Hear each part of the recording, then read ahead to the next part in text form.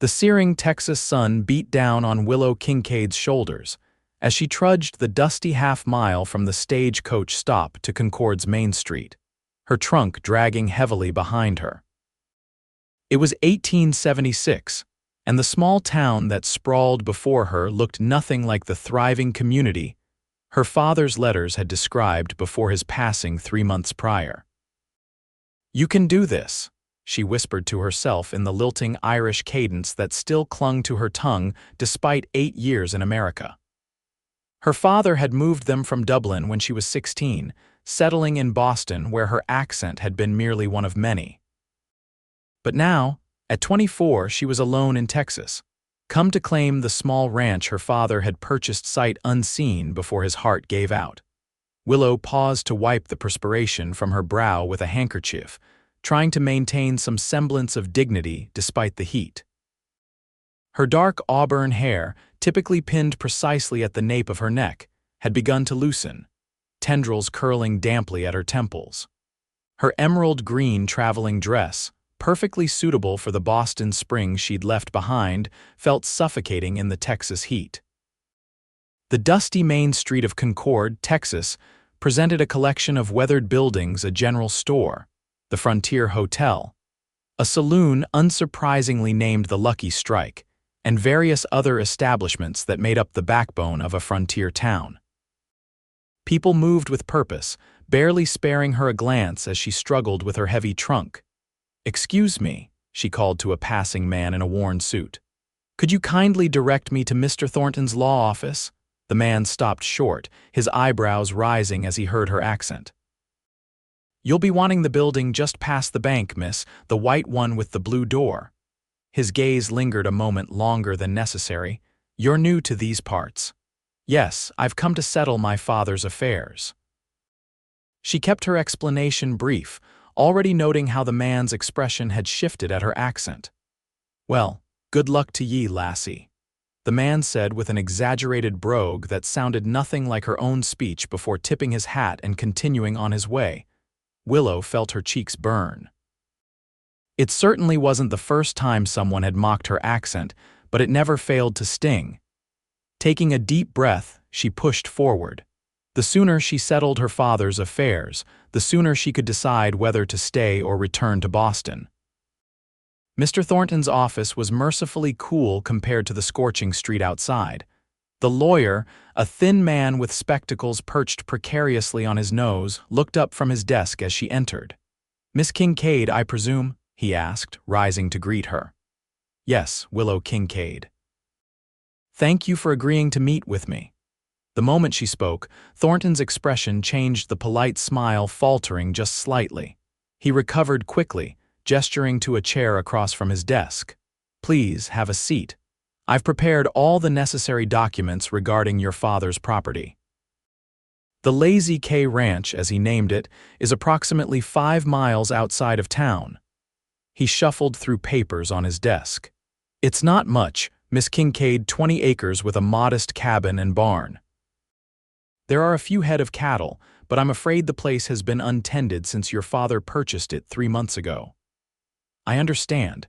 My father never had the chance to visit it himself." Thornton nodded, his expression softening with sympathy.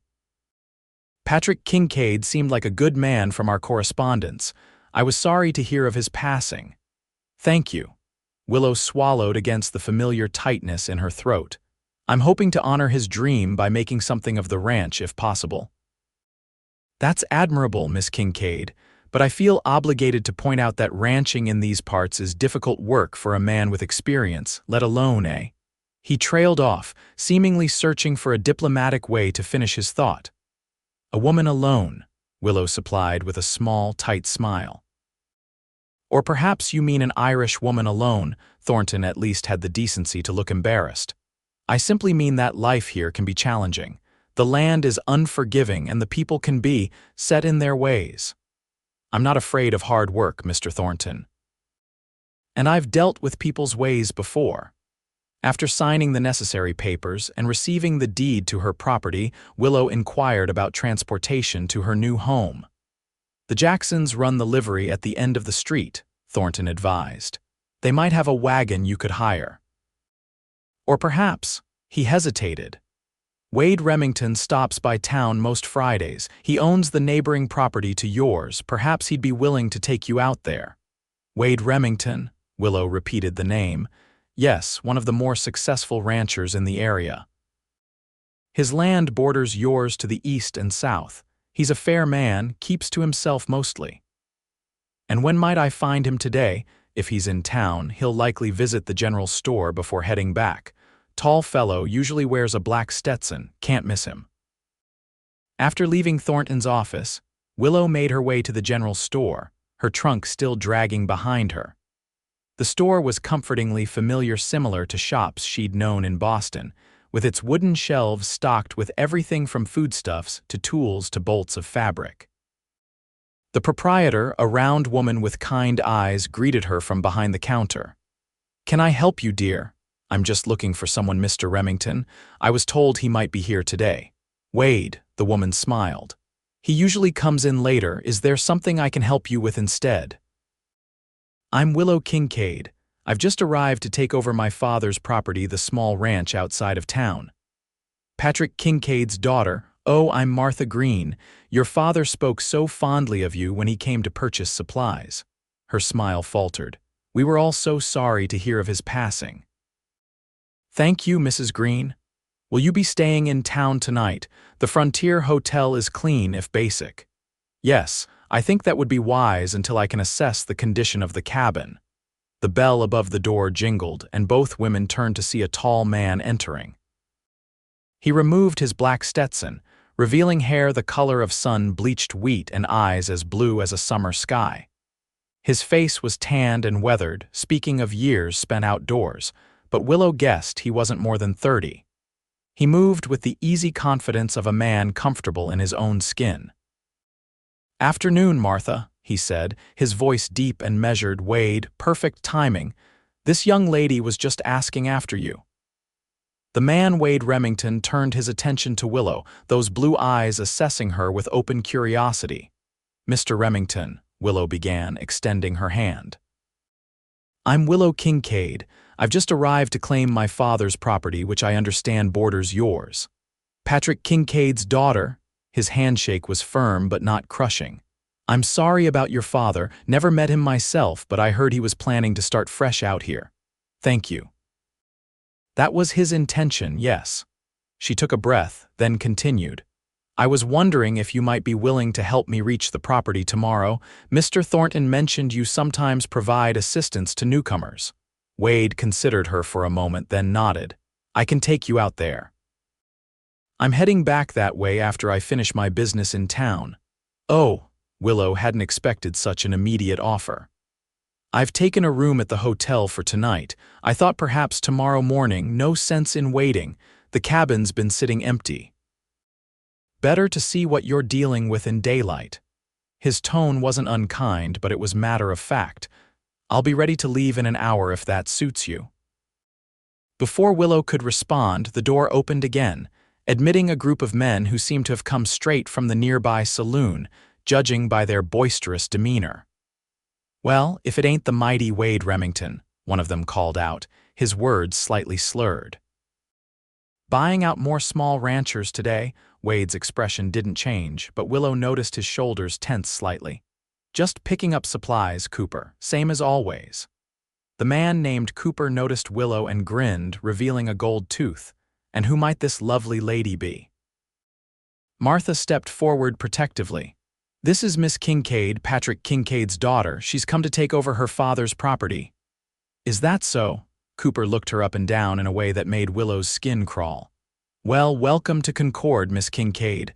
"Thank you," Willow replied coolly. "Where are you from, Miss Kincaid? That accent sounds mighty foreign." "I was born in Ireland, though I've lived in Boston for many years." Cooper's grin widened. "Ireland, you say? Sure and begorra, we've got ourselves a real Colleen." His companions laughed, and one of them joined in with an even worse approximation of an Irish accent. "Would ye be wanting a wee bit o' help with your ranch, lassie?" Willow felt her face flush with embarrassment and anger. "I appreciate the offer, but I've already accepted Mr. Remington's assistance." Cooper's expression soured. Remington, always swooping in where he's not wanted. That's enough, Cooper, Martha said firmly. Miss Kincaid is a customer same as you. Just having a bit of fun, Martha. Cooper tipped his hat mockingly in Willow's direction. No offense intended, Colleen. Willow managed a tight smile but said nothing, unwilling to give him the satisfaction of seeing how deeply his mockery cut. She'd endured worse in Boston, especially in the early years. But she'd hoped foolishly, perhaps that people would be more accepting in a place where everyone seemed to be from somewhere else originally. Wade, who had remained silent during the exchange, suddenly spoke up. I believe Miss Kincaid and I have business to discuss, if you'll excuse us. Without waiting for a response, he guided Willow toward the far side of the store with a light touch to her elbow. When they were out of earshot, he spoke quietly. Don't let Cooper get under your skin, he's all talk. I'm quite used to people mocking my accent, Mr. Remmington. It doesn't bother me. The lie came easily after years of practice.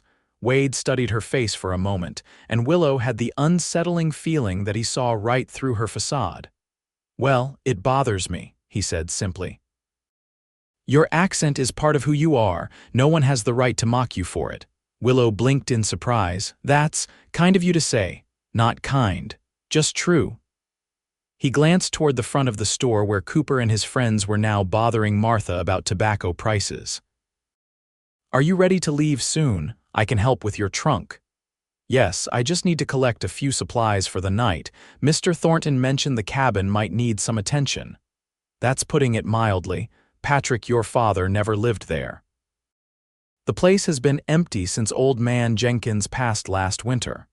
I see. Willow tried not to let her disappointment show. She'd imagined the cabin might at least be partially furnished, ready for habitation. Then I should certainly stock up, Wade nodded. Get what you need. I'll take care of your trunk and meet you out front with the wagon in 30 minutes. As he walked away, Willow found herself watching his retreating back with a mixture of gratitude and curiosity. In less than an hour in Concord, she'd already encountered both the worst and perhaps the best of what frontier life had to offer. Martha approached, her expression apologetic. I'm sorry about Cooper and his gang. They're not representative of most folks in Concord. Please don't worry. I've heard worse. Willow forced a smile. Now I find myself in need of some basic supplies. Could you recommend what I might need for a cabin that's been empty for some months? Martha proved to be a font of practical knowledge, helping Willow select essentials. Soap, candles, matches, coffee, flour, sugar, salt, bacon, beans, and other staples that would keep well. She also suggested a simple set of dishes, cookware, and linens. What about furniture? Willow asked, suddenly realizing the cabin might be completely empty. The Jenkins place your place now should have the basics. A bed frame, table, some chairs. They're not fancy, mind you, but they're sturdy. Jenkins was a bachelor, so don't expect much in the way of comforts. Willow nodded, mentally tallying her funds. She had enough saved to make the ranch viable, but only if she was careful. I'll take what you've suggested for now and return once I've assessed what else I need. By the time she'd paid for her purchases, Wade was waiting outside with a sturdy wagon hitched to two healthy-looking horses. Her trunk was already loaded in the back. Ready? He asked, offering a hand to help her up to the seat. As ready as I'll ever be, Willow replied, accepting his assistance and settling beside him on the wagon bench as they pulled away from the store. Willow was acutely aware of Cooper and his friends watching from the saloon porch across the street. One of them called out something that was mercifully lost in the clatter of the wagon wheels. Wade seemed to notice her discomfort. They're harmless, he said, eyes fixed on the road ahead. All bark, no bite. I've met their kind before, Willow replied. In Boston, it was the same. People hear my accent and immediately think they know everything about me. And what should they know about you, Miss Kincaid? Wade asked, glancing her way. Willow considered the question. That I'm more than where I'm from. That I came here to honor my father's dream and perhaps find one of my own. Wade nodded thoughtfully. That's a fair thing to want people to understand. They fell into a comfortable silence as the wagon left the town behind.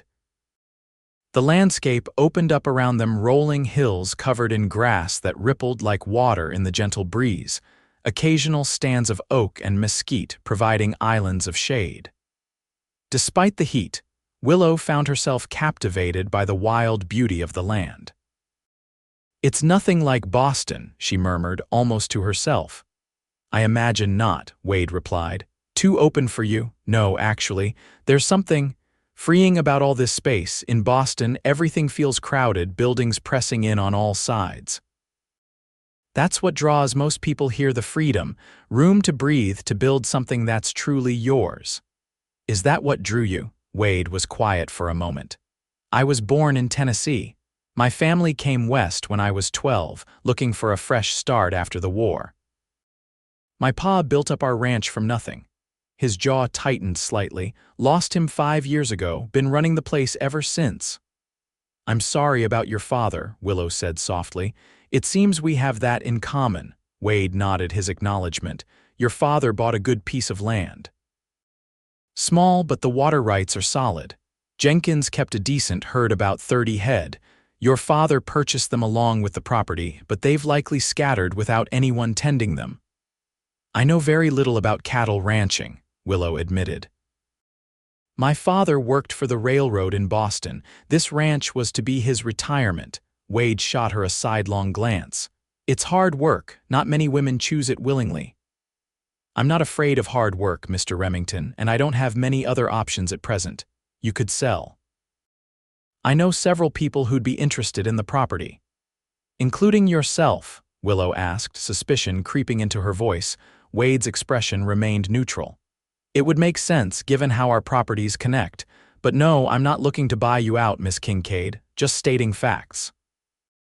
"Well, I appreciate your candor, but I intend to at least try to make a go of it. I owe my father that much." A small smile tugged at the corner of Wade's mouth. "I had a feeling you might say that." As they crested a hill, Wade pointed to a cluster of buildings in the distance. "That's the Lazy K, your place now, and about a mile beyond those trees to the east is my ranch, the Double R." Willow peered ahead eagerly. Even from this distance, she could tell the cabin was modest, but it looked solid enough.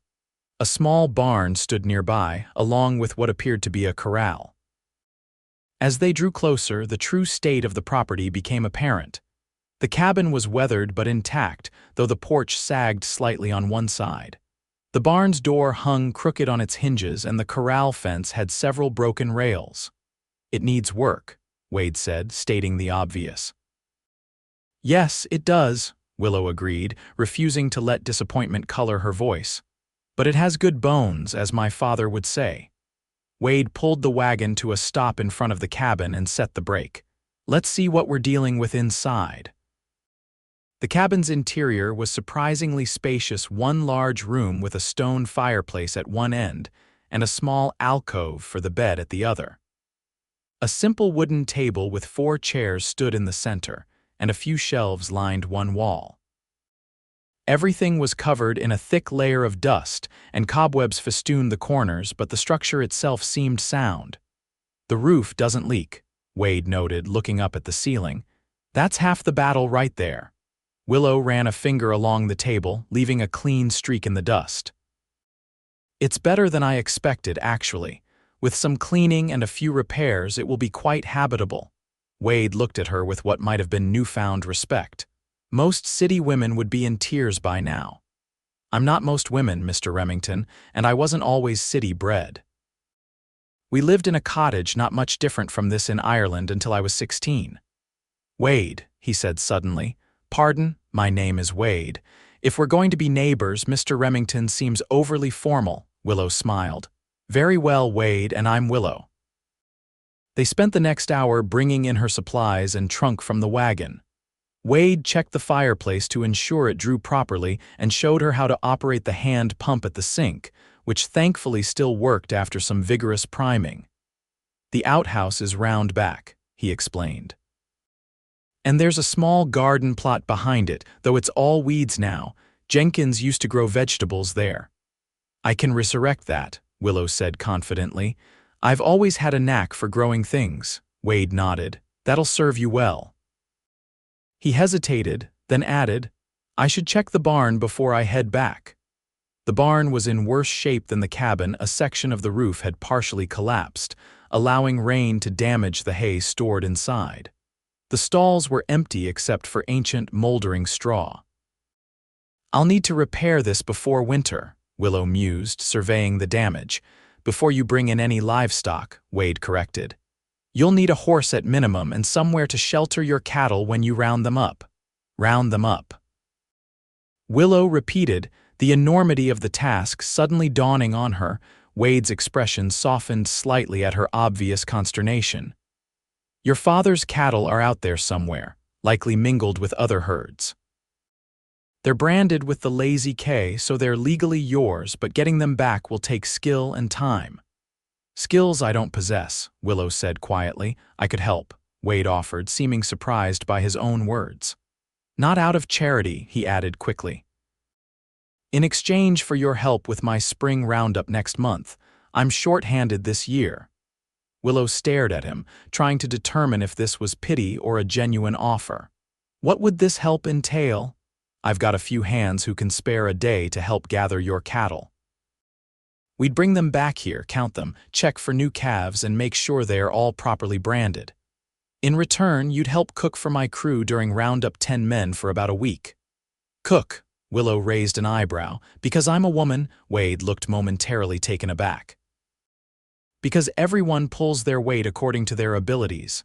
Can you ride, rope, know how to cut a calf from the herd? Willow had to admit she couldn't do any of those things. But you can cook, Wade pressed. Yes, she acknowledged. Quite well, actually. Then that's how you can help. It's a fair trade, my men's skills for yours.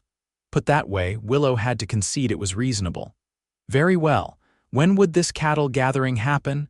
Day after tomorrow, if the weather holds. I'll bring a few men and some extra horses. We'll make a day of it. As the sun began to dip toward the horizon, Wade helped Willow light the lamps and start a fire in the fireplace. The temperature was dropping with the sun, and the cabin would be chilly overnight. Will you be all right here alone? He asked as he prepared to leave. I'll be fine, Willow assured him, though the prospect of her first night alone in the isolated cabin was somewhat daunting. Thank you for all your help today, Wade nodded, replacing his hat. I'll be back day after tomorrow with the men. Try to get the corral patched up before then if you can. There are probably tools in the barn. After Wade departed, Willow stood in the doorway of the cabin, watching until his wagon disappeared over the hill. Then she turned to face her new home, suddenly overwhelmed by the silence and the magnitude of what she'd undertaken. Well, Father, she said aloud, her voice seeming unnaturally loud in the quiet cabin, I'm here. I hope I'm doing the right thing.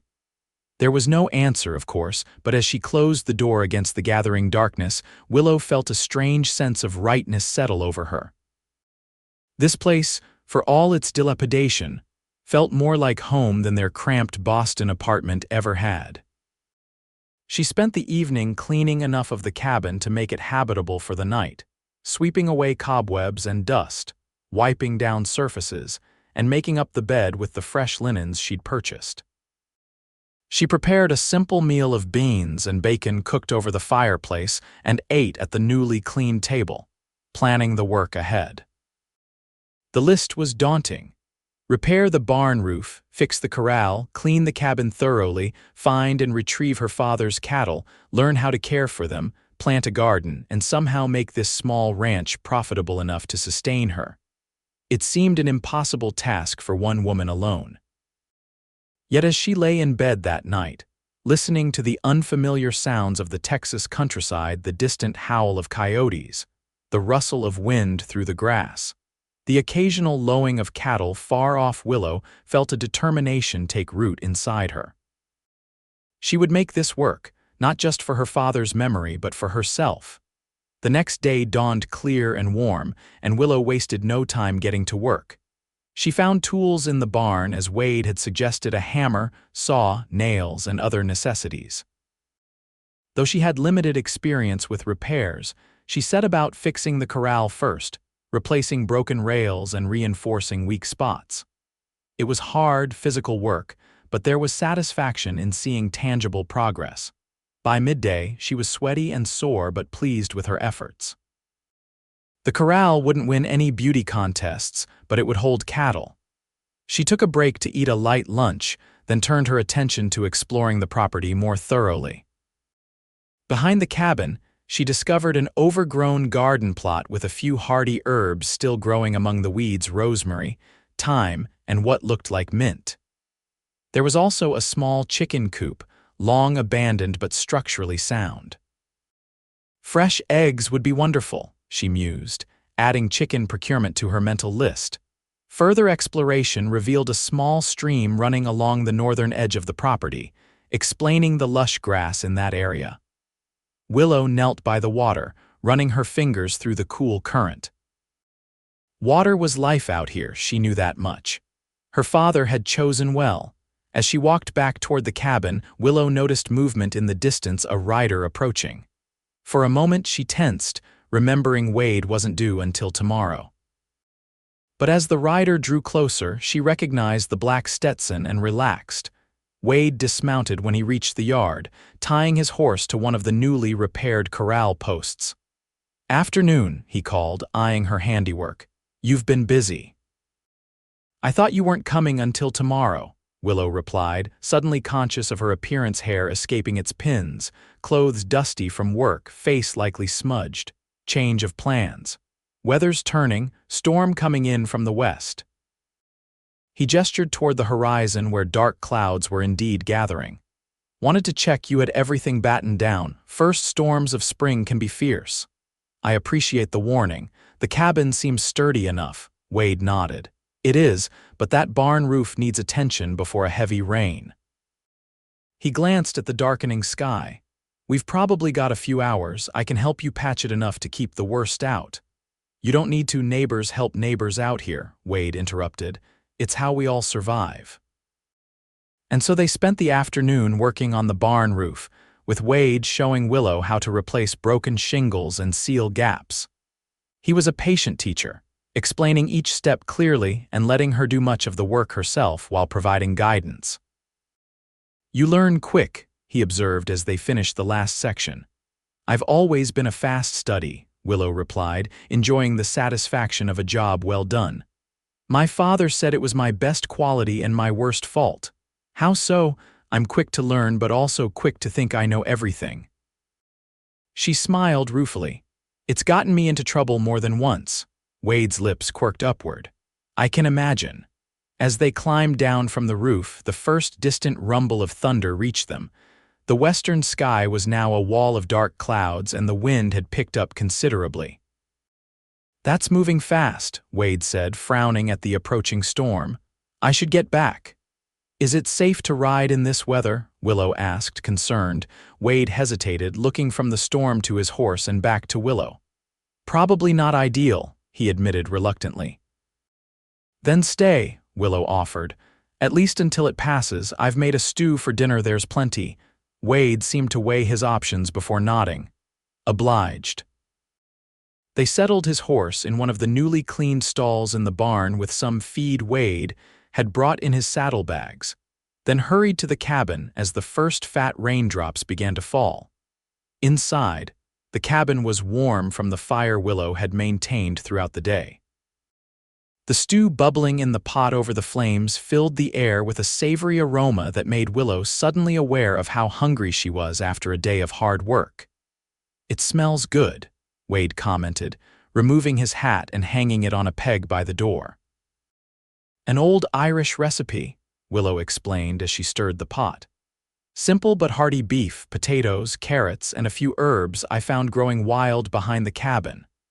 The storm broke in earnest as they sat down to eat, rain lashing against the windows and wind howling around the eaves. Occasionally, a flash of lightning would illuminate the cabin, followed by the crash of thunder. "Your father chose a good piece of land," Wade said between bites. "The stream never runs dry, even in the worst droughts. That's rare in these parts. How long have you been ranching here?" Willow asked. Been on the double R since I was 12, running it myself for 5 years since my pa passed. Wade's expression was difficult to read in the flickering firelight. Started with 50 acres and a dozen cattle, now it's 500 acres and 300 head. That's impressive. Wade shrugged. It's what I know. My pa taught me everything about ranching, said the land would provide if we respected it. He sounds like a wise man. He was. Wade paused, then asked, "What about your father? What was he like?" Willow smiled fondly. Dreamer. Always had his head in the clouds but his feet firmly on the ground. He worked for the railroad but his heart was always in farming. We had a small place in Ireland before. She trailed off, the memories suddenly sharp. Before what? Before the famine took our land and my mother. Willow rarely spoke of this to anyone, but something about the isolation of the cabin, the howling storm outside, and Wade's quiet attentiveness loosened her tongue. We came to America with nothing but the clothes on our backs and Father's determination to build a new life. Wade was silent for a moment. That takes courage. It takes desperation, Willow corrected gently. But yes, courage too. Father never lost hope even when things were at their worst. He saved every penny for years to buy this place. Said Texas reminded him of the Ireland of his youth before the blight came. And what about you? Is ranching your dream too? Willow considered the question. I don't know yet. In Boston, I taught at a small school for girls. I enjoyed it, but it never felt. She searched for the right word. Like home, Wade suggested. Exactly. Nothing has, not since we left Ireland. She looked around the simple cabin, but there's something about this place that feels right somehow. The conversation flowed easily between them as they finished their meal. Wade told stories of life on the range, and Willow shared tales of Boston society that made him laugh. The storm continued to rage outside, but inside the cabin, a different kind of warmth was growing. As the evening wore on, it became clear that the storm wasn't letting up. You should take the bed, Wade said as Willow cleared away their dishes. I can sleep by the fire. Are you sure? It's your back that will suffer. I've slept on worse, he assured her. Willow provided him with blankets and a pillow from her supplies, then retreated to the small sleeping alcove. The curtain she'd hung earlier that day provided a modicum of privacy. Despite her exhaustion from the day's work, Willow found sleep elusive. The storm's fury combined with the unusual circumstance of having a near stranger sleeping just a few feet away kept her awake, thoughts swirling. She heard Wade stir occasionally, apparently also finding sleep difficult. After what felt like hours, Willow finally spoke into the darkness. Wade. Are you awake? There was a brief silence then. Yes. I've been thinking about what those men said in town, about my accent. Another pause. What about it? It's always been a source of difficulty. In Boston, it marked me as different, as less somehow. I thought perhaps out here, where everyone comes from somewhere else originally, it might be different. People fear what's different, Wade replied, his voice low and thoughtful in the darkness. It's a failing of human nature, but not everyone thinks that way. And you? What do you think of my accent? The silence stretched so long that Willow thought perhaps he'd fallen asleep. Then finally he spoke. I think it's like music, like how the prairie grass sounds when the wind moves through it at sunset. Willow felt heat rise to her cheeks, grateful for the darkness that hid her reaction. That's quite poetic for a rancher. Don't tell anyone, Wade said, and she could hear the smile in his voice. I've got a reputation to maintain. A comfortable silence fell between them, broken only by the continued patter of rain on the roof. This time, when Willow closed her eyes, sleep came quickly. She woke to sunlight streaming through the window and the smell of coffee brewing. For a disoriented moment, she couldn't remember where she was. Then it all came flooding back the ranch. The storm, Wade. Pushing aside the curtain, she found Wade already up and tending the fire, a pot of coffee bubbling at the edge of the flames. Morning, he said, glancing up. Hope I didn't wake you? No, the sun did. Willow quickly smoothed her hair, wishing she had time to properly tidy herself. How long have you been up? Couple hours. Checked on my horse, surveyed the damage from the storm. Your barn roof held up well. What about the rest of the property? Some branches down, nothing serious. The stream's running high but not overflowing. He poured coffee into a cup and offered it to her. Your land weathered its first storm under your stewardship just fine. Willow accepted the coffee gratefully. Thank you. For the coffee and for your help yesterday. Wade nodded, a hint of awkwardness entering his manner now that daylight had returned. I should get going. My foreman will be wondering where I am. Of course. Willow felt a surprising twinge of disappointment. Will you still bring men to help with the cattle today, if you're up for it? We can push it back a day if you need more time to prepare. Today is fine, Willow assured him. I'll be ready. After a quick breakfast, Wade saddled his horse and prepared to leave. Standing in the yard, he seemed to hesitate, as if there was something more he wanted to say. I'll be back with the men around noon, he finally stated. Wear something sturdy that can get dirty, and a hat if you have one son gets fierce out on the range.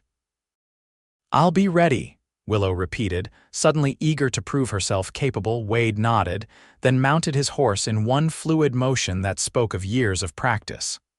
Till noon, then. As he rode away, Willow couldn't help but watch until he disappeared from sight, just as she had the evening before. But this time, the silence that followed his departure didn't feel quite so overwhelming. The morning passed quickly, as Willow continued cleaning the cabin and organizing her supplies. She changed into her sturdiest dress, a brown cotton that had seen better days, and found a wide-brimmed straw hat among her belongings. It wasn't exactly a cowboy's Stetson, but it would keep the sun off her face. True to his word, Wade returned at noon with 3 other men. 2 were clearly ranch hands, weather-beaten and taciturn, but the third was younger, perhaps 20, with an open, friendly face. Miss Kincaid, Wade said as they dismounted, this is Bill and Hank, 2 of my best hands, and this is my brother Wesley.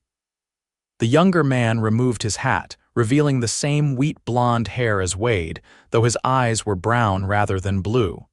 Pleasure to meet you, Miss Kincaid. Wade's been talking about nothing but your ranch since yesterday.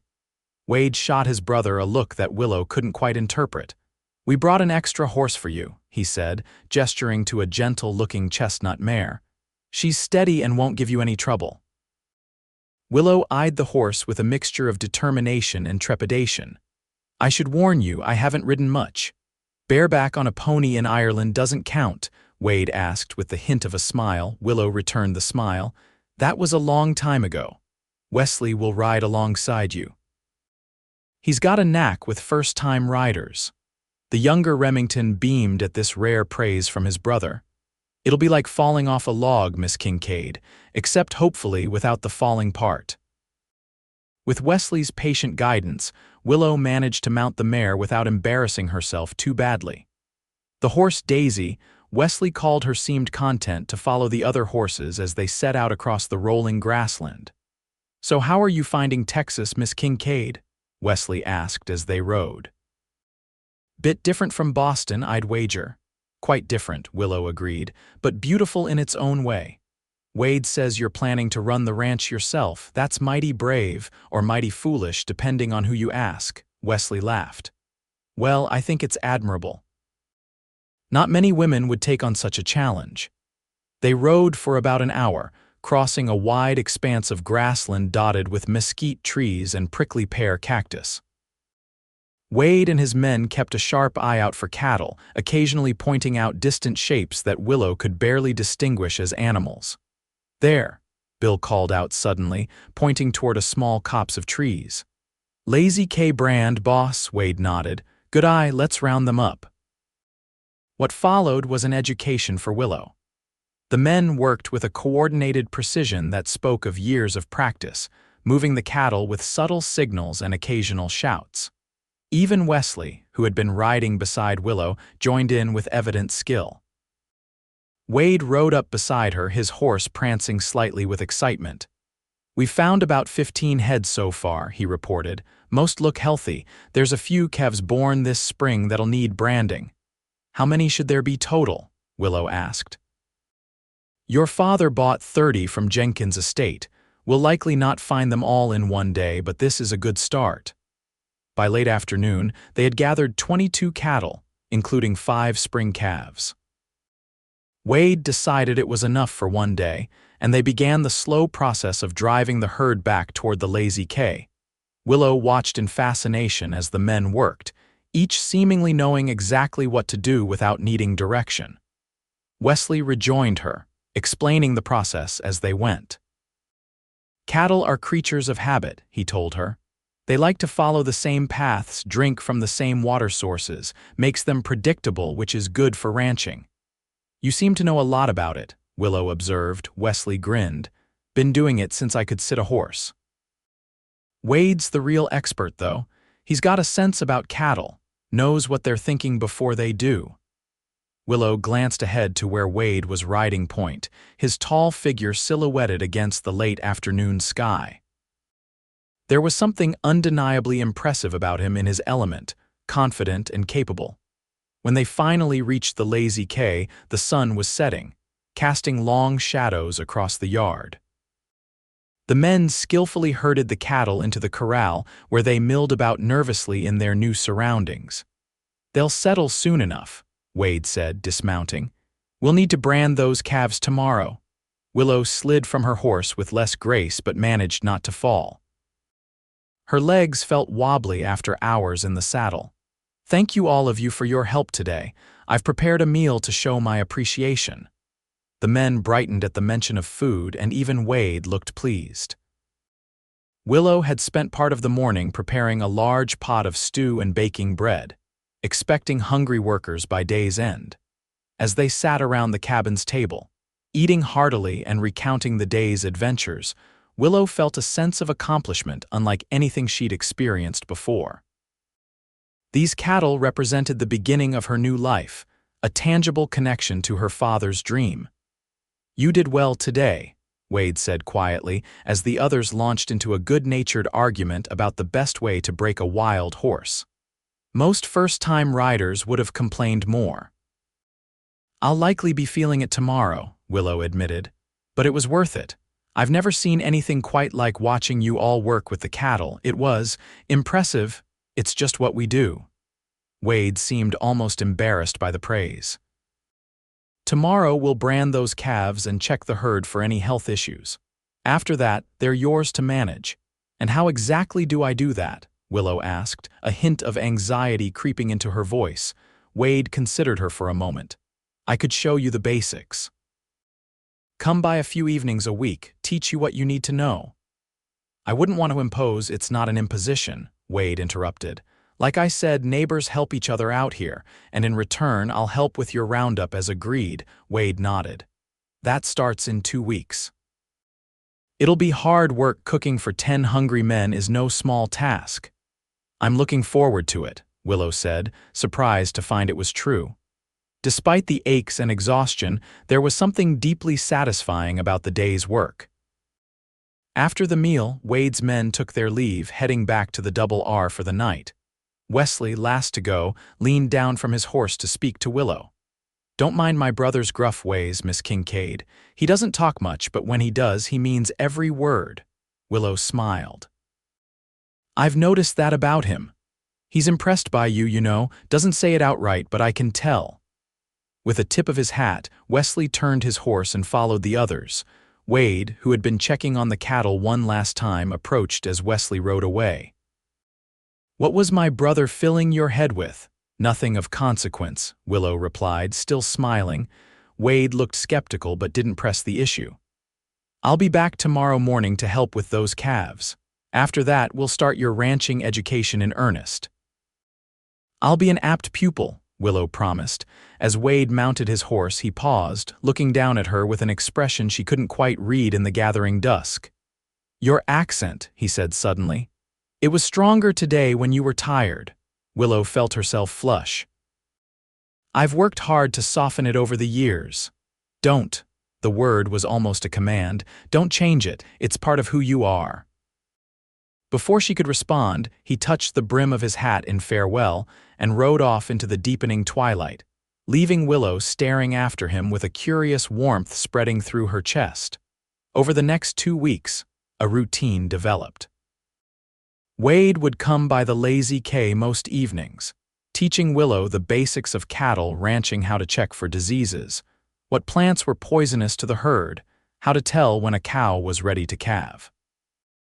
He showed her how to mend fences properly, how to predict the weather by watching the sky, and a dozen other skills essential for survival on the frontier. Willow proved to be a quick study, her natural intelligence and determination making up for her lack of experience. She asked thoughtful questions and wasn't afraid to get her hands dirty. Even when tasks were physically demanding, she never complained, earning Wade's quiet respect. For his part, Wade was a patient teacher, his taciturn nature giving way to surprising eloquence when explaining the intricacies of ranch life. He never talked down to Willow or suggested that certain tasks were beyond her capabilities because she was a woman. Instead, he showed her alternative methods that played to her strengths when brute force wasn't an option. The chickens Willow had mentioned wanting arrived unexpectedly one evening, brought by Wesley, who explained that they had extra at the Double R. "Wade thought you might like to start that egg production you were talking about," Wesley said with a knowing grin. Willow glanced at Wade, who was suddenly very interested in examining the repaired chicken coop. That was thoughtful of him. "He can be thoughtful when he puts his mind to it," Wesley agreed cheerfully. "Just doesn't like people noticing." In addition to the practical education Wade provided, Willow found herself learning about the man himself. He rarely spoke of personal matters, but occasionally, when the work was done and they sat on her porch watching the sunset, he would share stories of his childhood in Tennessee, of his parents, of the early days in Texas, when everything was new and uncertain. "My ma died when I was 15, he told her one evening as they watched the stars emerge. "Fever took her, Pa never really recovered, threw himself into building the ranch, worked himself half to death some days." "Is that why you're so driven?" Willow asked softly. Wade considered this. "Partly.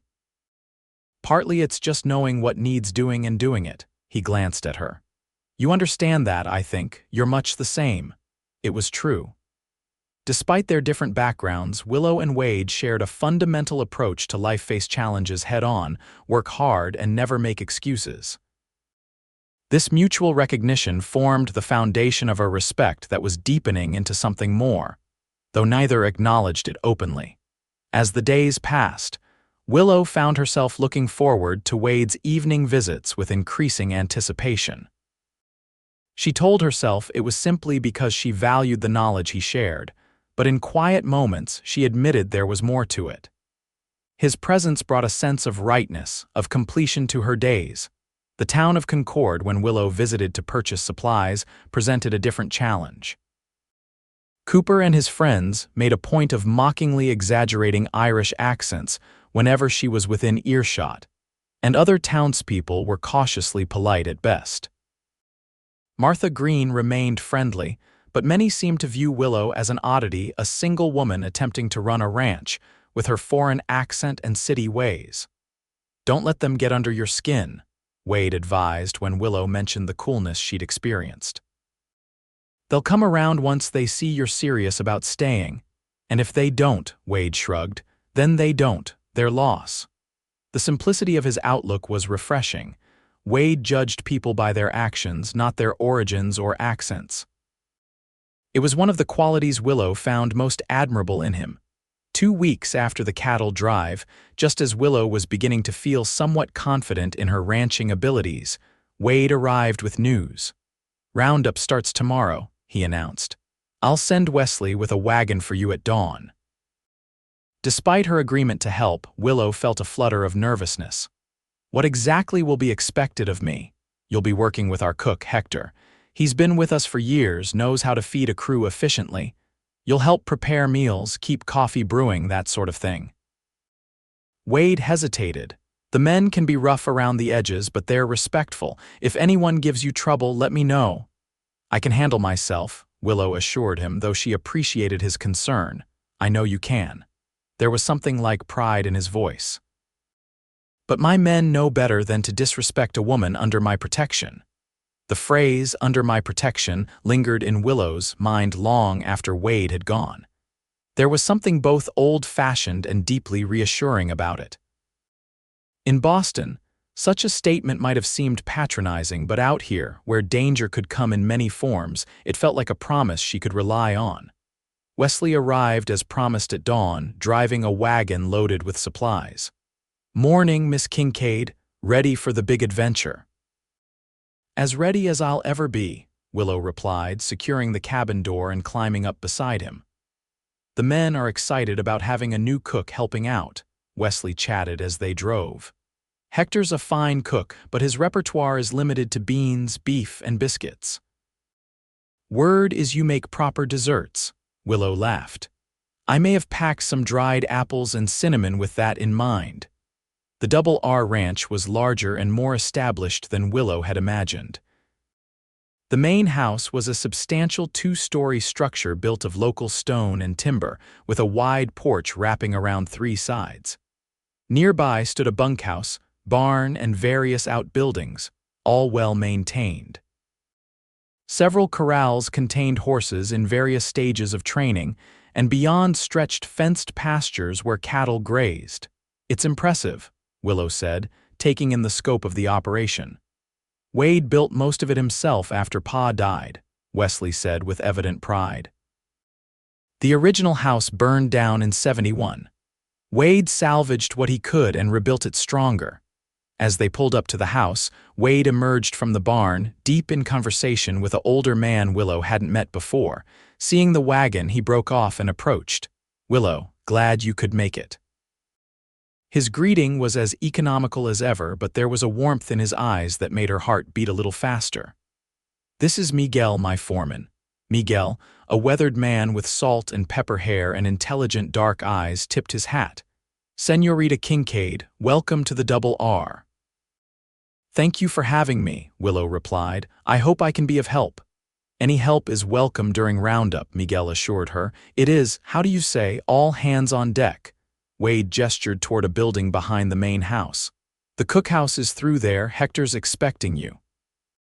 Hector proved to be a short, rotund man with a perpetual smile and an accent even thicker than Willow's own. He was delighted to have assistance, particularly when he learned of Willow's baking abilities. The men, they work hard. "Sweet things make them happy," he explained as he showed her around the well-equipped cookhouse. "But Hector, he cannot bake to save his life." The day passed in a blur of activity.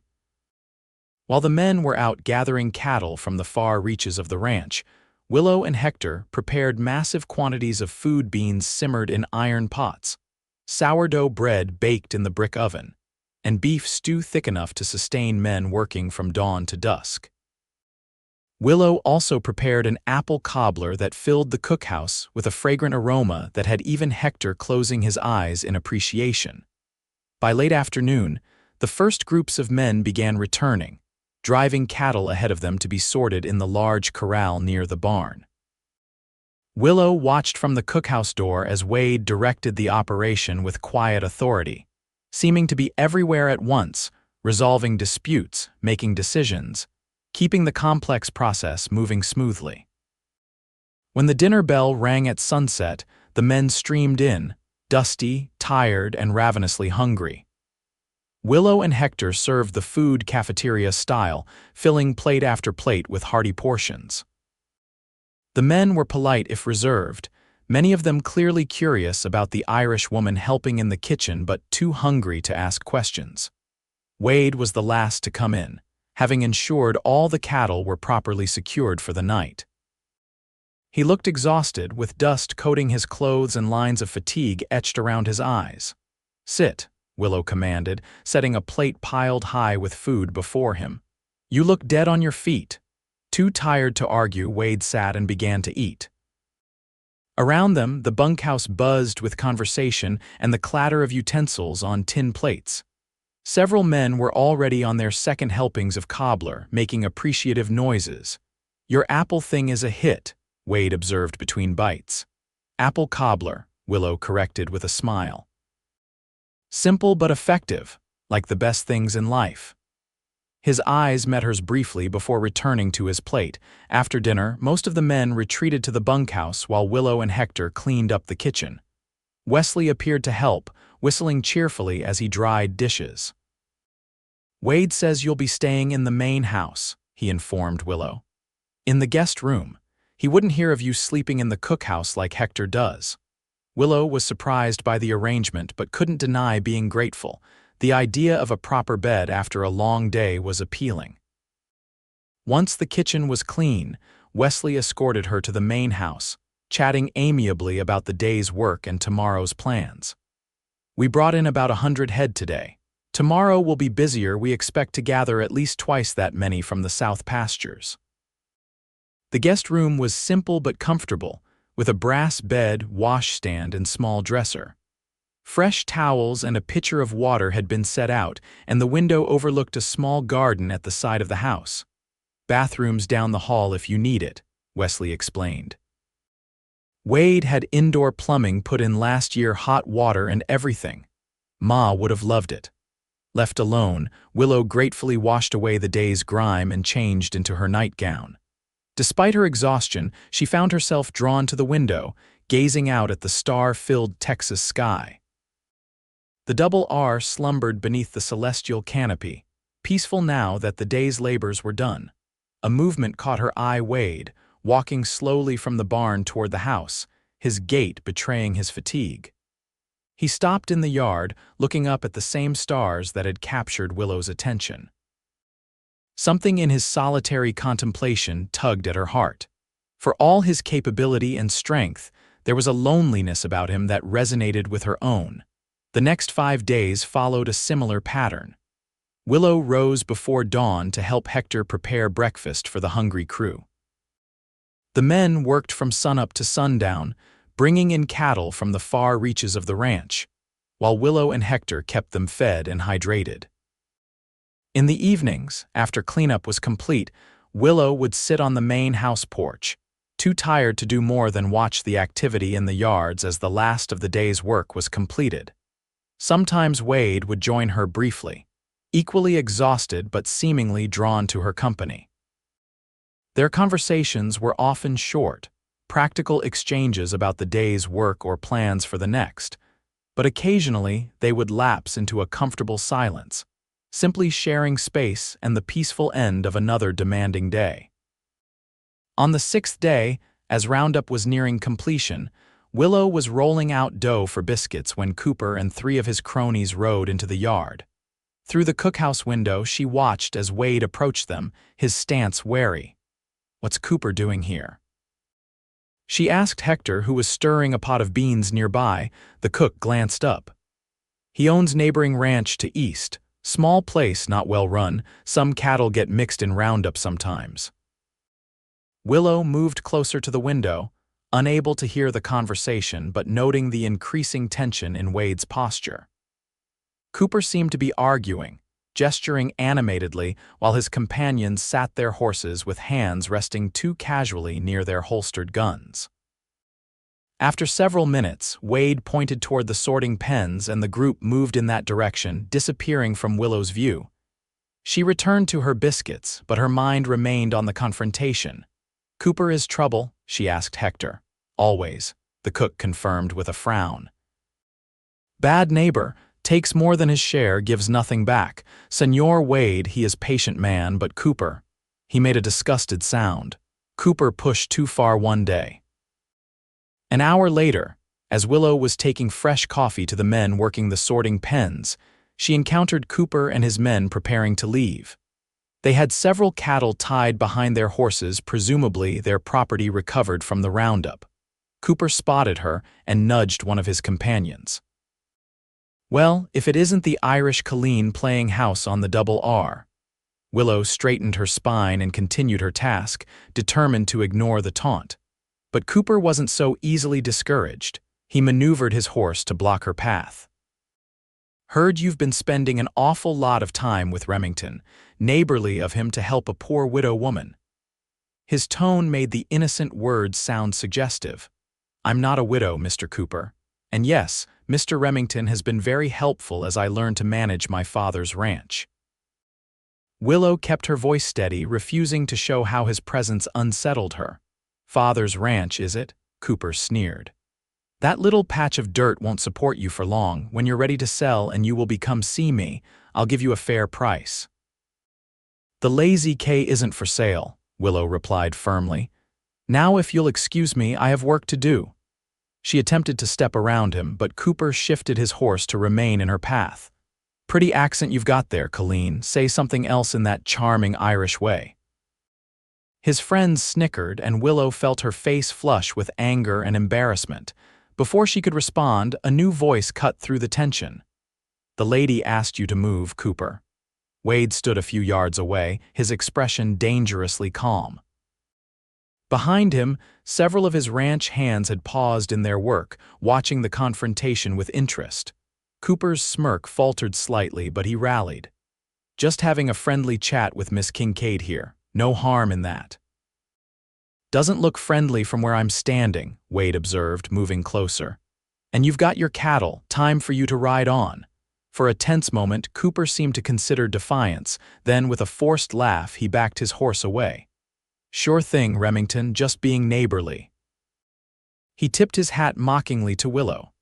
"Till next time, Colleen." As Cooper and his men rode away, Wade approached Willow. "You all right?" "I'm fine," she assured him, though her hands still trembled slightly around the coffee pot. "Though I'm beginning to think my accent is the most entertaining thing in Concord County." Wade's expression darkened. "Cooper's an ass, always has been. He seems to have a particular interest in my ranch. Your land adjoins his on the north. He's been trying to expand for years."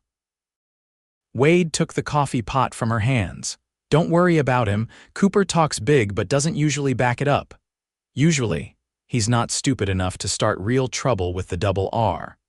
Wade's tone suggested this was a fact Cooper would do well to remember.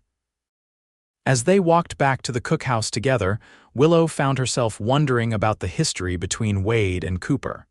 There seemed to be long-standing tension there beyond normal neighborly friction. "Has he always been so unpleasant?" she asked. Wade's mouth quirked in what might have been a suppressed smile. "That's a polite way of putting it, and yes, for as long as I've known him. His father was the same, always looking for shortcuts, never willing to put in the work that ranching requires. He mentioned offering to buy my land." Wade nodded. "I figured he might. He's been eyeing that water access on your northern boundary." "Well, he'll be disappointed. I have no intention of selling." Something like approval flashed in Wade's eyes. "Good." That evening, as roundup activities wound down for the day, Wesley sought out Willow in the cookhouse. "Wade asked me to tell you he's gone into town on business. He'll be back late, so don't wait up." Willow nodded, ignoring the small flicker of disappointment. "Will everything be finished tomorrow?" "Should be," Wesley confirmed. "Then we start the real work, branding the new calves, treating any sick animals, that sort of thing. But the gathering part will be done." After dinner, Willow helped Hector clean up, then retired to the main house earlier than usual. The week's work had taken its toll, and her muscles ached with the pleasant fatigue of honest labor. She was nearly asleep when the sound of hooves in the yard roused her. Moving to the window, she saw Wade dismounting, his movements stiff with exhaustion. As he led his horse toward the barn, Willow noticed he was favoring his right hand, holding it carefully away from his body. Concerned, she threw a shawl around her shoulders and hurried downstairs. By the time she reached the yard, Wade was emerging from the barn, his expression surprised when he saw her. "I thought you'd be asleep," he said. "I was nearly there when I heard you return." Willow stepped closer, noticing the torn sleeve of his shirt and the dark stain that could only be blood. "You're hurt." Wade glanced down at his arm dismissively. "It's nothing. A disagreement in town." "A disagreement that involved your arm being injured is hardly nothing. Come inside and let me look at it." For a moment, Wade seemed inclined to argue, but weariness won out. He followed her into the house and through to the kitchen, where a lamp still burned low. "Sit," Willow commanded, pointing to a chair, "and take off that shirt so I can see the damage." Wade raised an eyebrow at her authoritative tone but complied, unbuttoning his shirt with his uninjured hand and carefully peeling it away from the wound. A deep gash ran along his forearm, still seeping blood. "This needs cleaning and stitching," Willow declared, examining it in the lamplight. "Do you have medical supplies?" Cabinet above the sink. "My mother was a midwife, she taught me basic doctoring." Willow found a well-stocked medical kit and set about cleaning the wound with carbolic solution. Wade winced but made no sound as she worked. "Are you going to tell me what happened?" she asked, concentrating on her task. Wade was silent for so long that Willow thought he might not answer. Finally, he sighed. "Cooper and his friends were in the saloon talking trash about you." Willow's hand stilled momentarily. "Me, your accent, you're being alone on the ranch." "Speculating about things that aren't their business." Wade's jaw tightened. "I suggested they find another topic of conversation. And that led to this." Willow gestured to the wound she was cleaning. "Cooper didn't appreciate my suggestion. One of his friends decided to make an issue of it. He pulled a knife. Over an accent." Willow was incredulous. "Over a man telling them to show some respect to a lady." Wade's eyes met hers. "Your accent is part of who you are. No one has the right to mock you for it." Willow felt a warmth spread through her that had nothing to do with the lamplight. "Thank you," she said softly. "Though I wish you hadn't been hurt on my account." "You should see the other fellow," Wade replied with a slight smile. Willow threaded a needle with catgut from the medical kit. "This will hurt," she warned. "I trust you." Those simple words hung in the air between them as Willow carefully stitched the wound closed. Wade remained stoic throughout the procedure, his eyes never leaving her face as she worked. When she finished and began bandaging his arm, Wade spoke again. "You've done this before." "My father was prone to accidents," Willow explained. "And in our neighborhood in Boston, doctors were expensive. I learned to manage most injuries myself." "You're full of surprises, Willow Kincaid." The way he said her name, with a kind of reverent care, made her heart skip a beat. She finished securing the bandage, acutely aware of his proximity and the fact that he was sitting before her half-dressed. "There," she said, stepping back. "Keep it clean and try not to use that arm too much for a few days." Wade flexed his fingers experimentally. "Easier said than done during roundup." "Delegate," Willow suggested. "Isn't that what having ranch hands is for?" Wade's lips quirked upward. "You sound like Wesley. Always telling me to let others do more. Your brother is a wise man. Don't tell him that. His head's big enough already." Wade rose from the chair, towering over her in the small kitchen. "Thank you for the doctoring." "Thank you for defending my honor," Willow replied, attempting lightness but finding her voice oddly breathless for a moment. They stood close enough that she could feel the heat radiating from his bare chest. Then Wade stepped back, reaching for his torn shirt. "Leave that," Willow said. "I can mend it tomorrow. There's no saving it tonight," Wade nodded, suddenly looking every bit as exhausted as he must have felt. "Good night then, Willow." "Good night, Wade." As she climbed the stairs to her room, Willow's mind whirled with the implications of the evening. Wade had defended her, had been injured defending her against men mocking her accent. It was gallant, perhaps foolishly so, but it spoke to something in his character that resonated deeply with her. The final day of roundup dawned clear and cool. Willow rose early to help Hector with breakfast, her mind still preoccupied with the previous night's events. Wade appeared in the cookhouse briefly, his injured arm bandaged beneath a fresh shirt, to thank them both for their hard work during the week. "We'll finish up today," he told Willow. "Wesley can take you home this evening, unless you'd prefer to stay another night and return in the morning." "This evening is fine," Willow replied, trying to ignore the twinge of disappointment that the week was ending. She had grown accustomed to the rhythm of life on the Double R, to seeing Wade each day, to being part of something larger than herself. As promised, the roundup work concluded by late afternoon. The final tallies showed a successful season. Over 300 head counted, including nearly 60 new calves. The men were in high spirits as they sat down to the special dinner Willow and Hector had prepared to celebrate roast beef, potatoes, fresh bread, and an apple pie that had the entire crew clamoring for seconds. As the meal wound down, Miguel rose and cleared his throat. The bunkhouse fell silent immediately, a mark of the respect the men held for the foreman. Before we end this roundup, I want to thank Miss Kincaid for her help this week. The food has been magnificent, and having a woman's touch around the place has been. He searched for the right word, civilizing.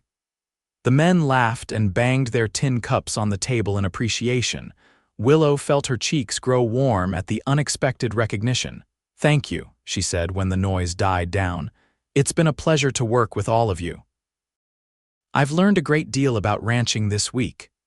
"You're welcome on the double R anytime, Miss Kincaid," one of the older hands called out, followed by a chorus of agreement from the others.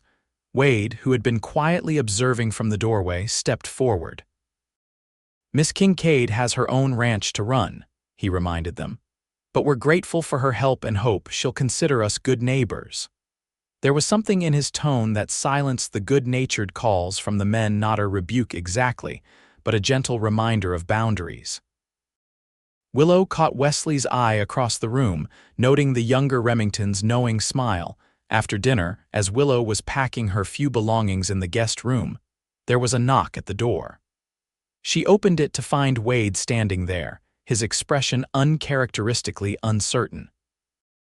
"Wesley's got the wagon ready whenever you are," he said, "but I was hoping we might talk before you go." "Of course." Willow stepped back, allowing him into the room. Wade entered but remained standing near the door as if unsure of his welcome. "I wanted to thank you properly for your help this week. The men respect you, that's not easily earned." "I enjoyed the work," Willow replied honestly. "It was good to feel useful, to be part of something." Wade nodded. "The Lazy K could be something similar on a smaller scale. You've got good land, a decent start with those cattle we rounded up. With the right management, it could provide a comfortable living. Are you offering to continue my ranching education, Mr. Remmington?" Willow asked with a small smile. "If you'd like." Wade seemed to be choosing his words with unusual care. "Or, there's another possibility I'd like you to consider." Willow's heart began to beat faster. "What's that? A partnership?" Wade met her eyes directly. "The double R and the Lazy K working together. Sharing resources, helping each other. It would benefit us both." "A business partnership," Willow clarified, uncertain where this was heading. "Initially, yes, but I'm hoping." Wade took a deep breath. "I'm hoping it might grow into something more personal in time." The room seemed suddenly very still. Willow searched his face, finding a vulnerability there she'd never seen before. "Wade," she began, not entirely sure what she wanted to say. "You don't need to answer now," he interjected quickly. "It's a lot to consider." "I know we haven't known each other long, but I've never met anyone like you, Willow. Your strength, your determination, your willingness to work hard for what you believe in, those qualities are rare." "As are yours," she replied softly. Wade took a step closer. "When Cooper and his men were mocking your accent yesterday, it took everything in me not to do more than just talk. Your voice, the way you speak, it's beautiful to me. I could listen to you read a cattle ledger and be perfectly content." Willow felt a rush of emotion at his words. "No one has ever said such things to me before." Then they weren't listening properly. Wade was close enough now that she could see the flecks of gray in his blue eyes. "When you first spoke to me in the general store, all I could think was that I wanted to hear that voice every day." Wade. Willow wasn't sure if she was going to ask him to stop or beg him to continue, but Wade was already moving back toward the door. "Think about it. The partnership, I mean, take all the time you need." "And if I don't need much time at all?" Willow found herself asking. Wade paused, his hand on the doorknob. "Then I'd be a very fortunate man." After he left, Willow sat on the edge of the bed, her mind whirling with possibilities. A partnership with Wade and the double R would certainly make running the Lazy K more viable, and the personal aspect. She couldn't deny the attraction that had been building between them since that first day. In Wade, She recognized a kindred spirit, someone who valued hard work and integrity, who saw her for who she truly was rather than where she came from. When she finally descended the stairs with her bag, Wesley was waiting by the wagon, whistling cheerfully as he checked the harness. "All set, Miss Kincaid?" he asked, taking her bag and stowing it in the back.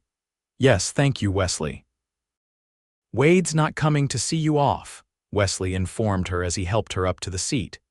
"Said he had some business to attend to in the barn, but I think he's just being stubborn." "Stubborn about what?" Wesley grinned. "About showing how much he's going to miss having you around." "My brother's not one for displaying feelings, but I know him better than anyone, and I've never seen him like this about a woman before." As they drove away from the Double R, Willow found herself looking back, half hoping to catch a glimpse of Wade. But the yard was empty, and soon the ranch disappeared behind them as they crested a hill. "He'll come calling tomorrow," Wesley predicted with the confidence of a younger brother who knew his siblings' patterns. "Can't help himself." "Did he tell you about his proposed partnership?" Willow asked. Wesley's grin widened. "Is that what he's calling it, partnership? Lord, my brother has all the romantic instinct of a fence post." Willow couldn't help laughing. "He mentioned business first, personal aspects second. Sounds like Wade." Wesley shook his head fondly. "He's always been practical to a fault, but don't let that fool you when Wade Remmington gives his heart. It's completely and forever." The following day, Willow threw herself into work on the Lazy K, cleaning the cabin thoroughly after a week's absence and checking on her small herd. The cattle seemed to have settled well, grazing contentedly in the pasture nearest the stream. By mid-afternoon, there was still no sign of Wade, despite Wesley's prediction. Willow told herself she wasn't disappointed, she had plenty to occupy her without visitors, but found herself glancing toward the road more often than necessary. As evening approached, she decided to focus on practical matters. The garden plot behind the cabin needed attention if she hoped to grow vegetables that summer. Armed with tools she'd found in the barn, she set about clearing weeds and turning the soil. She was so absorbed in the task that she didn't hear the approaching rider until he was nearly upon her. Looking up, she saw Wade dismounting, leading his horse toward the corral. "You're not supposed to be using that arm much," she called, setting aside her hoe. Wade secured his horse before approaching. "It's healing well thanks to your doctoring." He surveyed her work. "Planting a garden?" "Yes. It seemed a good way to supplement my food stores, and I've always enjoyed growing things." "Good soil here," Wade commented, kneeling to examine the turned earth. "Jenkins grew tomatoes that won ribbons at the county fair. I'll aim to continue the tradition then." Willow studied him, noting the unusual tension in his shoulders. "Was there something specific that brought you by today?" Wade straightened, meeting her gaze directly. "I wanted to apologize for yesterday. I spoke too soon, asked too much. We've only known each other a short while." "That's true," Willow agreed carefully. "But," Wade continued, "in that time I've come to admire and respect you more than anyone I've ever met, and I find myself thinking about you constantly." Willow's heart began to race. "I've been thinking about you too." Something like hope flickered in Wade's eyes. "Have you considered my proposal, the partnership?" "I have." Willow stepped closer to him. "And I'm intrigued by both aspects, the business and the personal." "The personal," Wade's voice had dropped to a near whisper. "Yes. Particularly after learning how you defended my accent in town." Wade's expression hardened momentarily at the memory. "Those men had no right to mock something so fundamentally part of you. Your voice, the way you speak, it's beautiful, Willow. Like music." Willow felt tears prickling behind her eyes at his sincerity. "In Boston, I tried so hard to soften my accent to sound more American. People laughed or spoke to me like I was simple-minded or assumed I was just off the boat." "Then they're fools," Wade said firmly. "I love your accent. I could listen to you speak forever and never tire of it." The words hung in the air between them, fraught with meaning. Willow's breath caught at the intensity in Wade's gaze. "Then speak to me forever," he said, his voice rough with emotion. "Be my partner, my companion, my wife." Let me hear that voice every day for the rest of my life." Willow's heart seemed to stop for a moment, then resume at double speed. "Wade Remmington, are you proposing marriage to me?" "I am." He took her hands in his, unmindful of the garden soil still clinging to her fingers. "I know it's sudden. I know we have much to learn about each other, but I've never been more certain of anything in my life than I am of my feelings for you." Willow searched his face, finding nothing but sincere emotion in his clear blue eyes. "This is madness," she whispered. "We barely know each other." "We know what matters," Wade countered. "We know we share the same values, the same work ethic, the same dreams of building something meaningful. The rest we can discover together day by day." He was right, Willow realized. In the weeks since her arrival in Concord, she had learned more about Wade Remmington than she had about men she'd known for years in Boston. Out here, where life was stripped to its essentials, true character revealed itself quickly. "Yes," she said simply. Wade blinked as if he hadn't dared hope for such a direct answer. "Yes," Willow smiled, feeling a joy she hadn't experienced since childhood bubbling up within her. "Yes, I'll marry you. Yes, I'll be your partner in all things. Yes, I'll speak to you forever." The transformation in Wade's expression was remarkable, the habitual reserve melting away into pure, unrestrained happiness.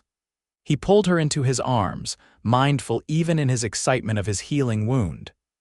"I promise to be worthy of your trust," he murmured against her hair. "To build a life with you that honors both our dreams." When he finally kissed her, it was with a tenderness that brought tears to Willow's eyes. His lips were gentle against hers, the kiss a promise of the partnership they were embarking on, equal, respectful, and deeply passionate. The weeks that followed were a whirlwind of activity. News of their engagement spread quickly through Concord County, eliciting reactions ranging from genuine congratulations to thinly veiled surprise. Wesley was ecstatic, declaring that he'd known all along they were perfect for each other. Martha Green from the general store organized a small engagement party, attended by those in town who had come to respect Willow's determination to succeed on her own terms. Cooper and his friends were noticeably absent from the well-wishers, a fact that concerned Willow more than she admitted to Wade. The tension between the two men had only increased since the altercation in the saloon, and Cooper had been heard muttering darkly about foreigners taking over good American land. "He's all talk," Wade assured her when she finally voiced her concerns. "Cooper knows better than to cause real trouble." The wedding was set for October, when the most demanding ranch work would be complete and the weather would be mild. In the meantime, Wade and Willow began the practical work of joining their lives and their ranches. After much discussion, they decided that Willow would move to the Double R after the wedding, but the Lazy K would remain a separate operation, managed as part of their combined holdings. The cabin would be maintained for use during calving season and as a line camp. "Your father's dream won't be lost," Wade promised. "The Lazy K will continue stronger for being part of a larger operation." Summer passed in a blur of work and planning. Willow's garden flourished under her care, producing vegetables that supplemented the ranch's food stores. Her cattle herd grew as several cows calved, and Wade taught her the skills she needed to care for them properly. Each evening, no matter how exhausted they were, they made time to sit together on the porch of whichever home they were at, talking about their days, their pasts, and their shared future. One such evening, as they sat on the double Artiques porch watching a spectacular sunset paint the sky in shades of gold and crimson, Wade raised a topic they had circled but never directly addressed. "Have you thought about children?" he asked, his voice casual though his expression was anything but. Willow felt a flutter of nervous excitement. "I have you?" Wade nodded, his eyes on the distant horizon. "I'd like a family, always have. My parents had just Wesley and me, but I've always imagined a house full of children." "How full?" Willow asked with a smile. 3 or 4, maybe."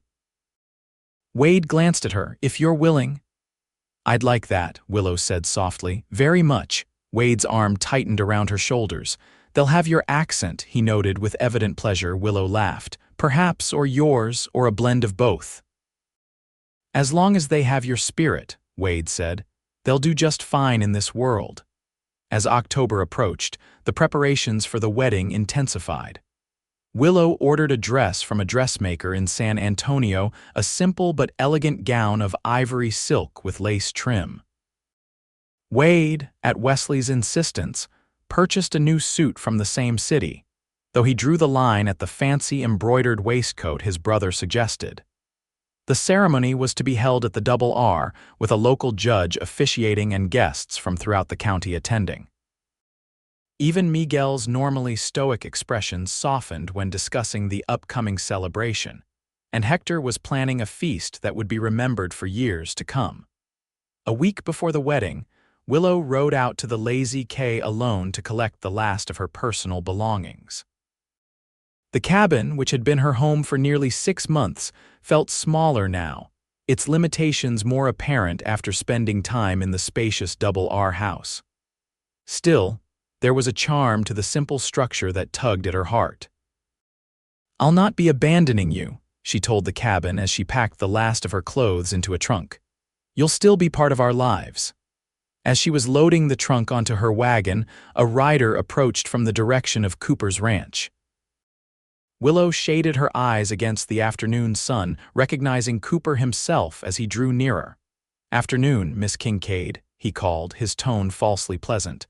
"Or should I say the future Mrs. Remmington, Mr. Cooper?" Willow acknowledged him with a nod, instantly on guard. "What brings you to the Lazy K?" Cooper dismounted, looking around the property with an assessing eye. "Just being neighborly, checking in. Heard you'll be moving to the Double R after the wedding." "That's right. Shame to see this place empty again." Cooper ran a hand along the wagon's edge. "I'd be willing to take it off your hands, save you the trouble of maintaining 2 properties." Willow's spine stiffened. "The Lazy K isn't for sale, Mr. Cooper, as I've told you before." "Everything's for sale at the right price," Cooper insisted, his friendly facade slipping slightly. "And let's be honest, once you're Mrs. Remmington, you'll have no need for this little patch of dirt." "My marriage doesn't change my ownership of this ranch," Willow replied firmly. "And my husband and I intend to maintain and develop both properties." Cooper's expression darkened at her use of the word husband in reference to Wade.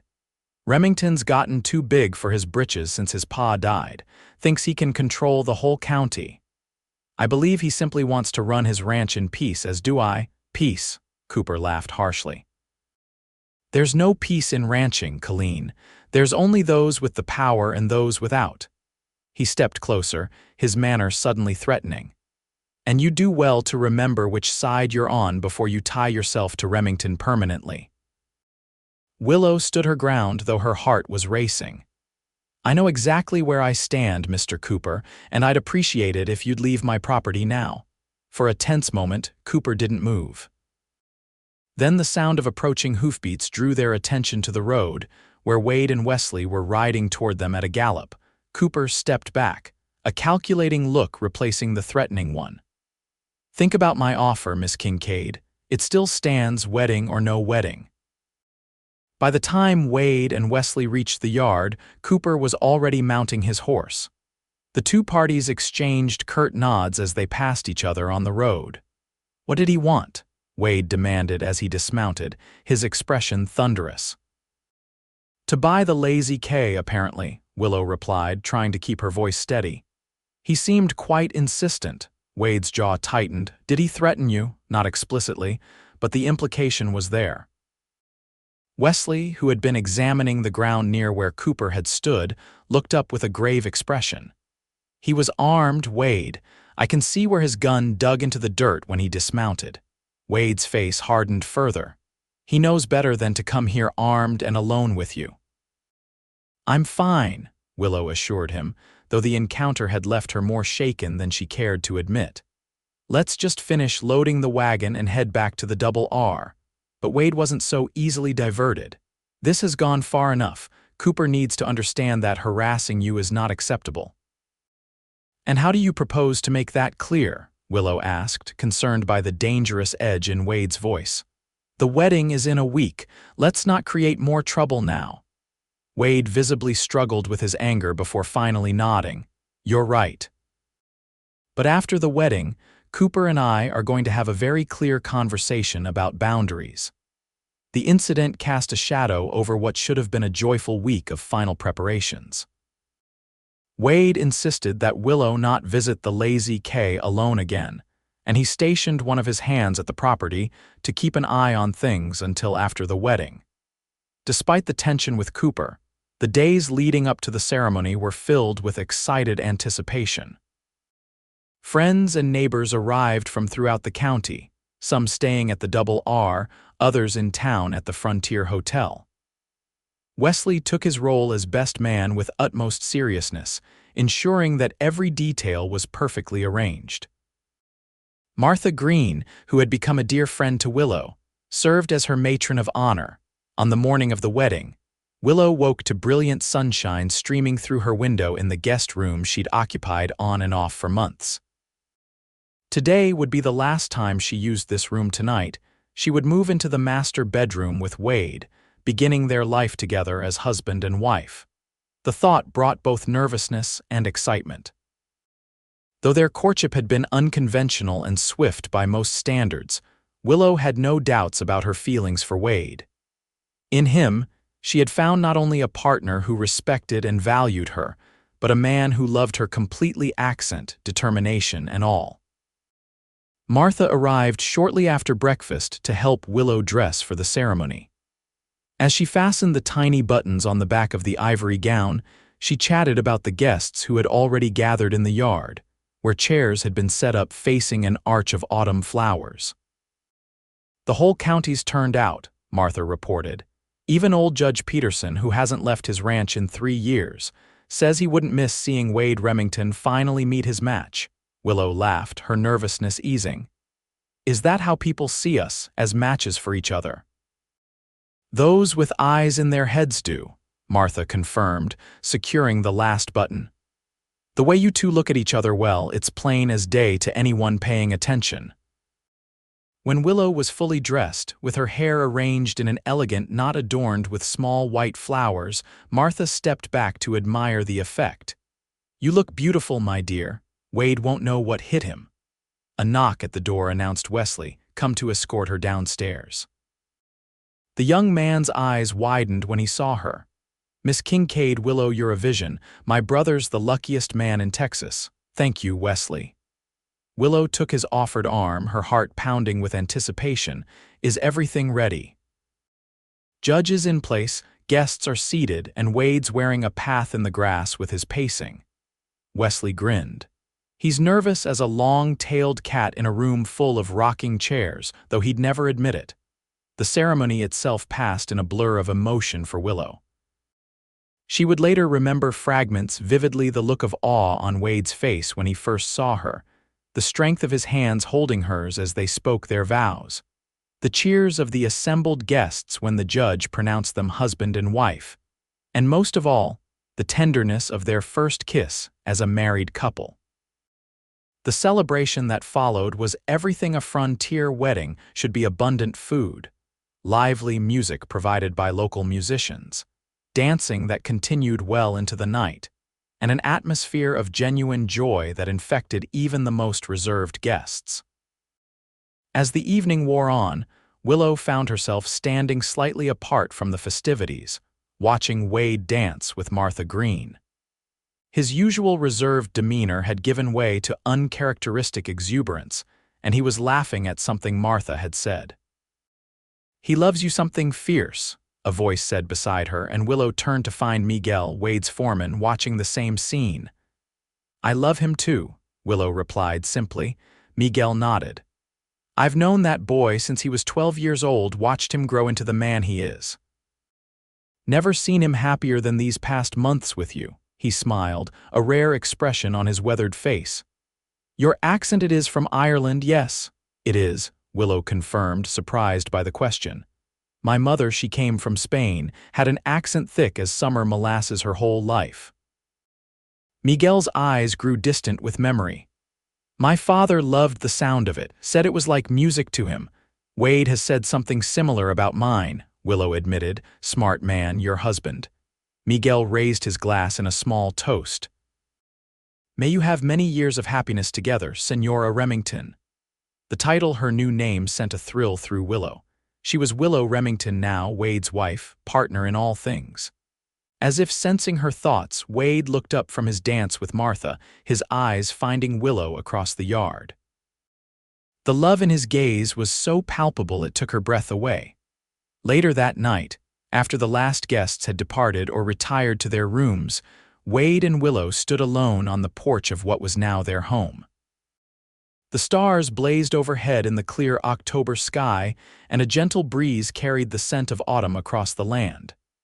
"Happy, Mrs. Remmington?" Wade asked, his arm around her waist. "Perfectly, Mr. Remmington," Willow replied, leaning into his embrace. "Though it may take some getting used to the new name." "It suits you," Wade murmured, pressing a kiss to her temple. "Almost as much as your accent does," Willow laughed softly. "You and my accent, I never imagined someone would love it so much." "I love everything about you," Wade corrected. "The accent is just a bonus."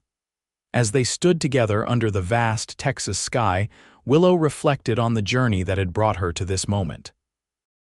From the fear and uncertainty of her arrival in Concord to the confidence and joy she felt now, it had been a transformation she could never have anticipated. "What are you thinking?" Wade asked, noting her thoughtful expression. "That sometimes the things that set us apart, the things others mock us for, can be the very things that lead us to where we belong." Wade nodded, understanding immediately. "Your accent brought you to me. I'm grateful for it every day." "As am I," Willow replied, tilting her face up to his. "And I promise to speak to you forever, just as you asked." "I'll hold you to that, Mrs. Remmington," Wade said softly, before claiming her lips in a kiss that sealed their promise beneath the Texas stars. 10 years later, the Double R Ranch had grown to become one of the most successful operations in Concord County.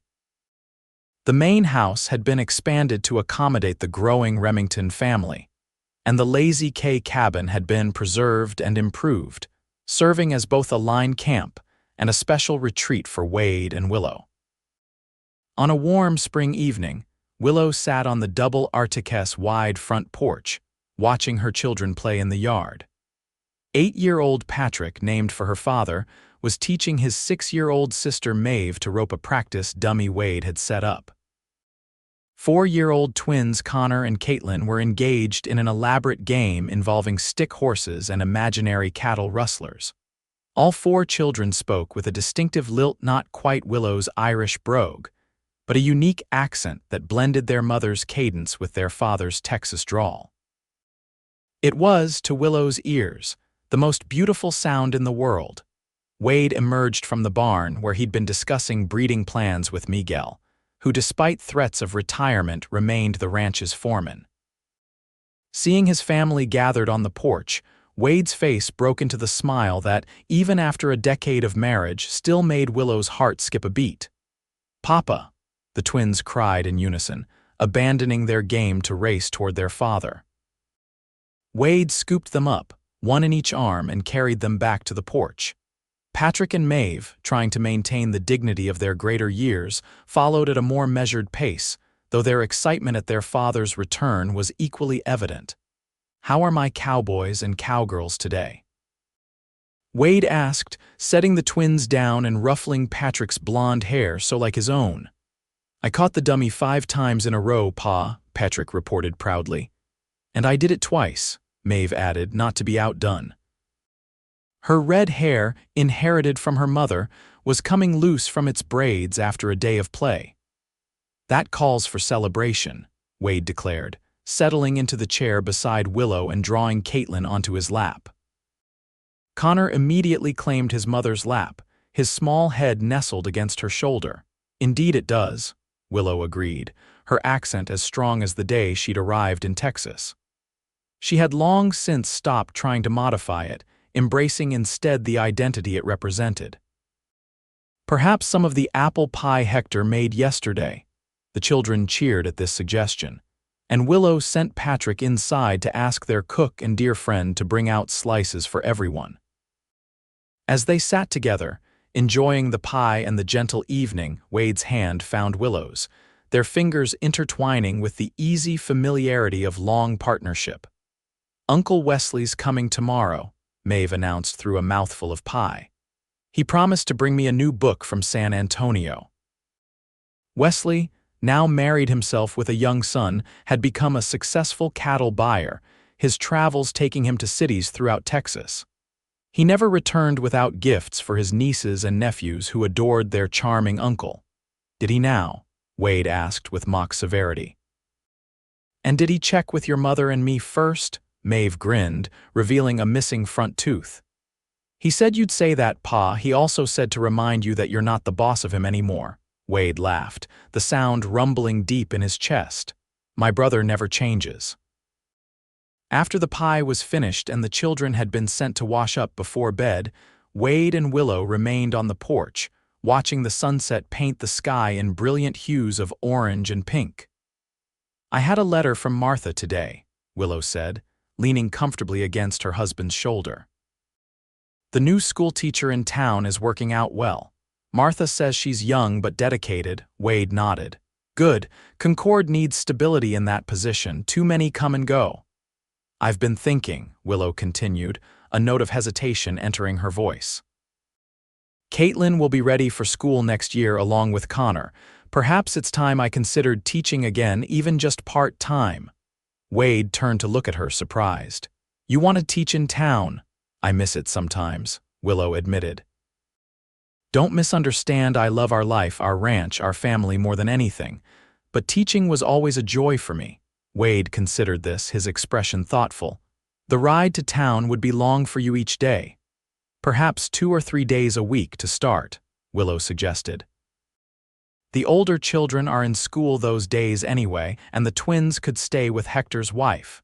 She's mentioned before that she misses having little ones around.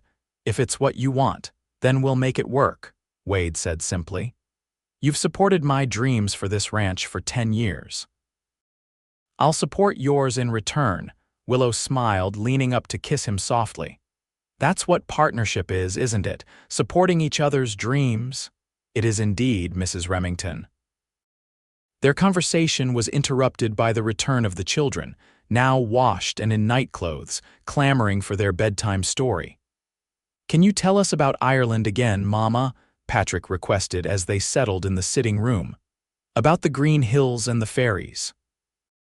"And the stone cottage where you grew up," added Maeve, who had a romantic's heart despite her tomboy ways. "Very well," Willow agreed, gathering the twins close while Patrick and Maeve sat at her feet. Wade took his usual place in the armchair opposite, content to listen to his wife's melodious voice weave tales of a land across the ocean. As Willow began the familiar stories, her accent wrapping around the words like a caress, she caught Wade's gaze across the room. The love and pride in his eyes were as strong as they had been on their wedding day, perhaps even stronger for the years and experiences they had shared. From mockery to marriage, from isolation to family, from uncertainty to confidence, Willow's journey had been transformed by a man who had looked beyond her accent to see the woman beneath, who had invited her to speak to him forever, and meant it with all his heart. And speak she did, her voice filling their home with stories, laughter, and love, creating a legacy that would echo through generations of Remingtons to come, a legacy born from the moment a lonely Irish woman and a taciturn Texas rancher found in each other exactly what they hadn't known they were seeking. As night fell over the Double R, wrapping the ranch in peaceful darkness, Willow finished her story to the sleepy murmurs of her children. Wade rose to help carry the twins to bed, while Patrick and Maeve trudged sleepily up the stairs on their own. Later, when the house was quiet and they were alone in their room, Wade pulled Willow into his arms, his voice low and intimate in the darkness. "Have I told you today how much I love your voice? How it still makes my heart beat faster after all these years?" "You might have mentioned it once or twice," Willow teased, her arms winding around his neck. "Then let me mention it again," Wade murmured, his lips finding hers in the familiar dance of their love. "Speak to me, Willow, speak to me forever." And she did, her words of love carrying the lilt of Ireland and the strength of Texas, a perfect harmony that had turned mockery into the greatest blessing of their lives.